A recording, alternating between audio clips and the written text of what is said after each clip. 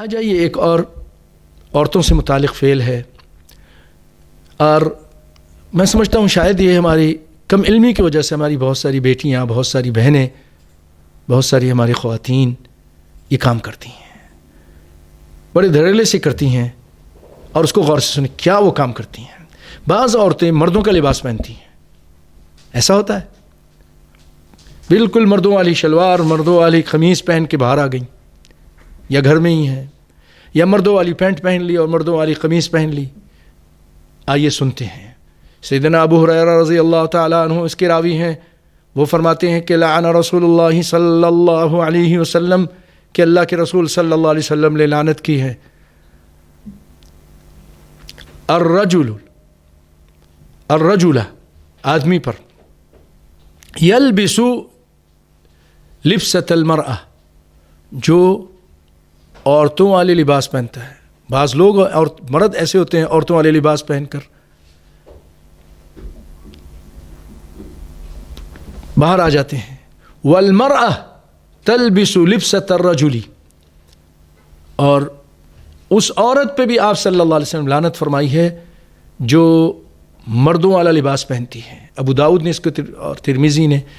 اور امام احمد نے اس کو ذکر کیا ہے، اور صحیح ترغیب و ترہیب یعنی البانی رحمۃ اللہ علیہ نے اس کو جو ترغیب و ترہیب کی تصحیح کی ہے اس میں اس کو ذکر کیا ہے اور صحیح قرار دیا ہے۔ اور یہ کام اکثر عورتیں کرتی ہیں، مرد بھی کرتے ہیں، اگر مرد کریں تو اس پہ بھی لعنت، جو عورتوں والا لباس پہنتے ہیں مرد، اور جو عورت مردوں والا لباس پہنے ان پر بھی لعنت ہے۔ اسی طرح مردوں میں سے وہ لوگ جو اپنے آپ کو مخنث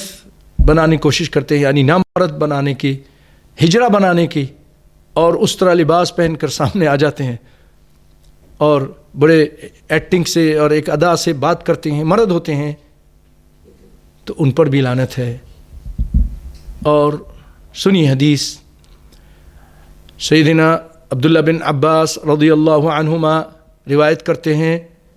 فرماتے ہیں کہ لعن النبی صلی اللہ علیہ وسلم، نبی کائنات صلی اللہ علیہ وسلم نے لعنت کی ہے،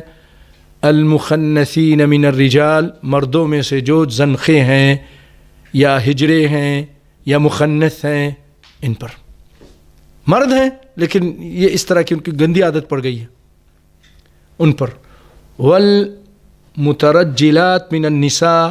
اور عورتوں میں سے جو مرد بننے کی کوشش کرتی ہیں، مردوں والا لباس، مردوں والے انداز، مردوں جیسے حرکات، ان کی طرح گفتگو کرنے کی کوشش کرتے ہیں، یہ ساری چیز اس میں شامل ہے۔ اور آپ صلی اللہ علیہ وسلم فرمایا، وقال اخرجوہم من بیوتکم، ایسے لوگوں کو، مخنثین کو اور مترجلات کو اپنے گھروں سے نکال دو۔ اس کو ہمارے ہاں بحرین میں ایسے جو عورتیں مرد بننے کی کوشش کرتی ہیں اس کو بویا بولتے ہیں، یعنی بوائے سے لڑکا بننے کی کوشش۔ اسکولوں میں یہ بڑا فتنہ ہے، اللہ بچا کے رکھے،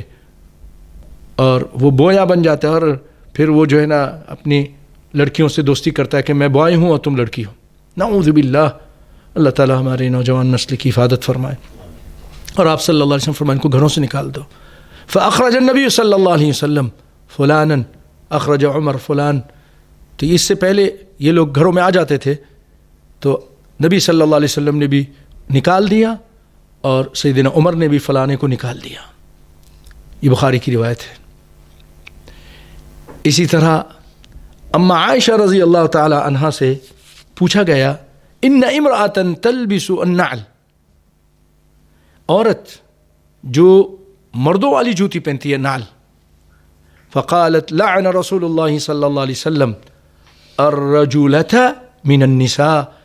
آپ نے فرمایا یہ عورت جو مردوں والی جوتا، جیسے ہمارے پشاوری چپلیں پہن لیا، یا وہ مردوں والا جوتا وہ پہن لیا عورت نے، بہت کچھ ہو رہا ہے، اللہ رحم فرمائے۔